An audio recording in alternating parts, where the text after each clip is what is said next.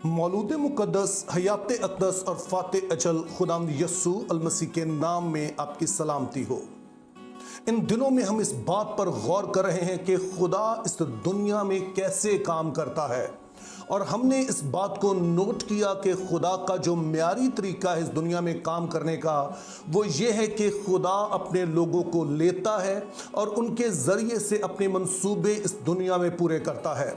और साथ हमने ये भी देखा कि ना सिर्फ खुदा अपने लोगों को लेता है, बल्कि इस दुनिया में जो वसाइल हैं उन्हीं को खुदा इस्तेमाल करता है, जो कानून कायदे जो निज़ाम रखे हैं, और उनके वसीले से वो अपने मक़ासद को आगे बढ़ाता है। और उसके लिए हम जो पहली मिसाल देख रहे हैं वो अब्राहम की जिंदगी है। और कल की वीडियो में हमने देखा कि खुदा ने अब्राहम को कसदियों के ऊर से बुलाया और उसे मुल्के कनान जाने का कहा। तो यूं हमने कल की वीडियो का इख्तिताम एक सवाल के साथ किया था कि अगर ऊर बेहतर था, जहां लाइफ सेटल्ड थी, तो खुदा अब्राहम को क्यों ऐसे मुल्क में भेज रहा है कि जहां पर अक्सर काल पड़ते रहते हैं। इसका जवाब मैं आपको दो हिस्सों में दूंगा। पहले तो मैं इस बात पर कि मुल्के कनान में काल पड़ते ही क्यों थे, हालांकि बाइबल मुकद्दस बताती है कि ये वो मुल्क था जहां दूध और शहद बहता है। तो इन दो बातों में हम किस तरह से मुताबिकत पैदा कर सकते हैं, और जब हम इस बात को समझ जाएंगे तो उम्मीद है कि हम तैयार होंगे इस बात को समझने के लिए कि दरअसल खुदा क्यों चाहता था कि अब्राहम जो है वो ऊर को छोड़े और फिर वो मुल्के कनान में जाए। तो आइए हम अपने पहले सवाल पर गौर करते हैं कि मुल्के मौदा में अगर दूध और शहद बहता है तो फिर यहां पर काल क्यों पड़ता है, या काल का खतरा क्यों रहता है। तो उसके लिए आपने पहली बात ये याद रखनी है कि यरूशलेम के बारे में एक बात मशहूर है कि अगर आप इसमें चल रहे हैं तो या तो आप चढ़ाई चढ़ रहे हैं या चढ़ाई उतर रहे हैं, यानी ये शहर जो है ये अनइवन है, इसकी जो है बिल्कुल सीधा सीधा ये नहीं है, मैदान नहीं है। लेकिन ये बात सिर्फ यरूशलेम की नहीं है, बल्कि जनरली जो मुल्के कनान है उसका यही हाल है कि कहीं पर पहाड़ है, कहीं पर वादी है, कहीं पर आपको सहरा नजर आएगा, कहीं पर आपको साले समुंदर नजर आएगा। सो इस लिहाज से ये बड़ा ही मतनव्वे किस्म की जो ये मुल्के कनान की जमीन है।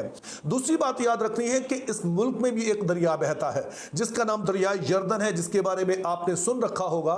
लेकिन इसके बारे में अहम बात यह है कि ये निचली जगह पर है, इसीलिए आमतौर पर इसके आसपास की जो जमीन है उसको कहा जाता है जॉर्डन वैली। तो इससे मुराद फिर यह है कि जो इसके साथ साथ जमीन है वो तो इससे जरखेज हो सकती है, लेकिन जो दूर के इलाके हैं, चूंकि पानी जाहिर है कि ऊपर तो नहीं चढ़ेगा, तो ऐसा उस जमाने में मुमकिन नहीं था कि वहां पर नहरी निजाम बनाए जा सकते। तो तीसरी बात फिर यह होती थी कि यह मुल्क बड़ा जरखेज उस वक्त होता था कि जब बारिश अपने वक्त पर होती थी।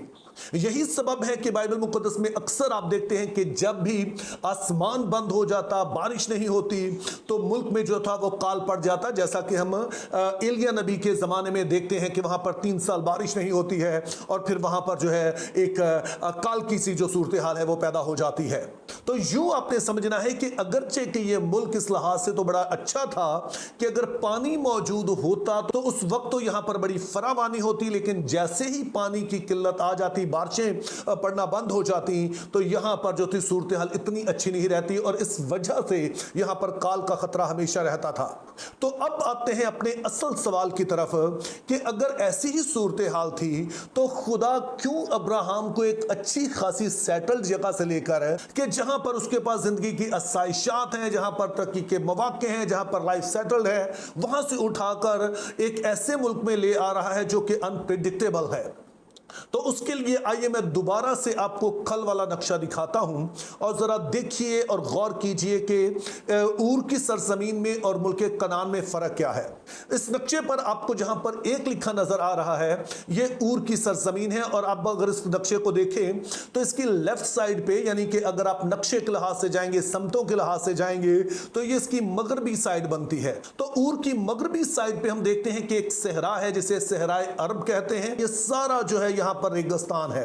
और इसी तरह से जब ऊर के शहर के नीचे की तरफ आप देखें, जिसको आप कहेंगे कि ये इसकी जनूबी सिमत है, तो यहां पर आपको फारस की खलीज नजर आएगी, पर्शियन गल्फ जो है वो नजर आएगी।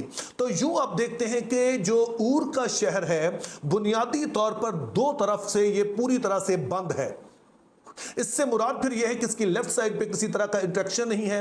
इसी तरह से इसकी जो नीचे वाली साइड है जिसको हम लोअर साइड कह रहे हैं या फिर जनूबी सिमत कह रहे हैं, वहां पर भी हम देखते हैं कि इसका लोगों के साथ कोई इंटरेक्शन नहीं है। तो इसकी एक अच्छी बात आप ये समझ सकते हैं कि ये बड़ी ही इस लिहाज से सेफ जगह थी।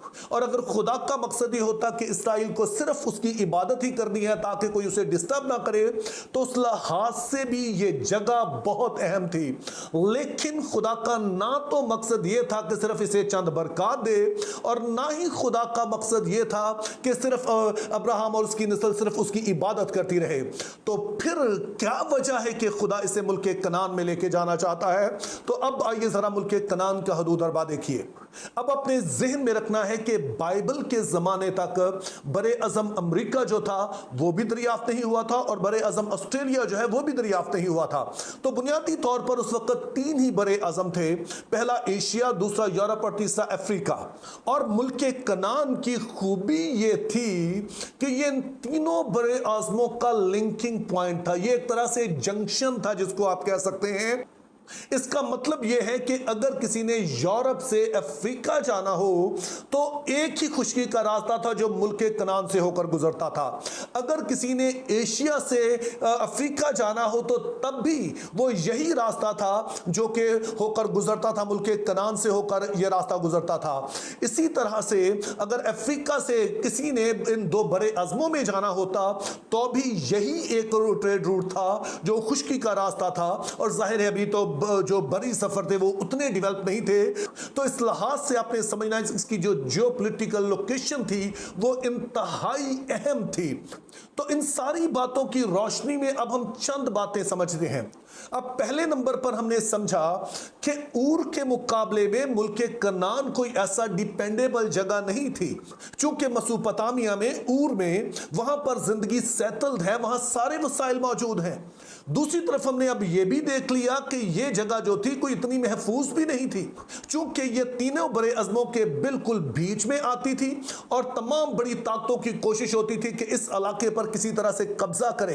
तो अगर मकसद सिर्फ खुदा का यह था कि वो इबादत करने के लिए वो अपने लोगों को बुलाता तो वो फिर उन्हें किसी एक कोने में बिठा देता, ऊर से बेहतर जगह कोई नहीं थी। तो उसने फिर यहां पर क्यों रखा, उसका सबब मैं आपको पहली वीडियो में बता चुका हूं कि खुदा ना सिर्फ इस दुनिया के लोगों को इस्तेमाल करता है बल्कि इसी दुनिया के वसाइल भी इस्तेमाल करता है, और उन्हीं के जरिए से फिर वो तमाम दुनिया तक पहुंचता है ताकि अपने मकसद जो भी कुछ भी वो करना चाहता है उन्हें पूरा कर सके। यही सबब है कि जब खुदा ने इस दुनिया को बरकत देने का इरादा किया तो उसने अब्राहम को बुलाया और उससे सिर्फ ये नहीं कहा कि मैं तुझे बरकत दूंगा, बल्कि ये कहा मैं तुझे बरकत दूंगा सो तू बाइस से बरकत हो। चूंकि खुदा ये चाहता है कि जब वो अब्राहम को बरकत दे तो फिर उसके वसीले से ही वो तमाम दुनिया तक पहुंचे, और खुदा ने ऐसी जगह चुनी कि जहां पे अब्राहम और उसके बाद उसकी नस्ल जब बसे तो तमाम दुनिया उनके साथ इंटरेक्शन में रह सके, और इस इंटरेक्शन की वजह से खुदा अपने काम को उन कौमों में जो है वो कर सके। खुदा फजल दे कि हम खुदा की राहों को बेहतर तौर पर समझ पाएं और फिर हम उसका अच्छा वसीला बने ताकि उसके मकसद हमारी जिंदगी में पूरे हो सके। Think biblically, live purposefully, have a very good day.